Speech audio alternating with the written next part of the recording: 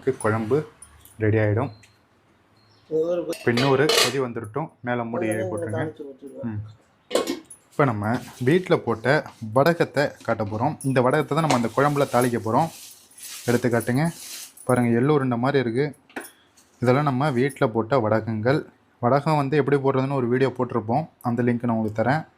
பாருங்கள் எவ்வளோ சூப்பராக இருக்குன்னு, அவ்வளோ வாசனையாக இருக்குது ஓப்பன் பண்ணுறப்பயே. வடகத்தை இது மாதிரி தனியாக எடுத்து வச்சிங்க. இப்போ நம்ம தாளிக்கிறதுக்கு தேவைப்படும். இப்போ அடுப்பு ஆன் பண்ணிக்கிட்டோம். ஒரு கரண்டி அளவுக்கு எண்ணெய் வந்து ஊற்றிங்க தாளிக்கிறதுக்கு. இப்போ பாருங்கள் நல்லா கொதி வந்துடுச்சு.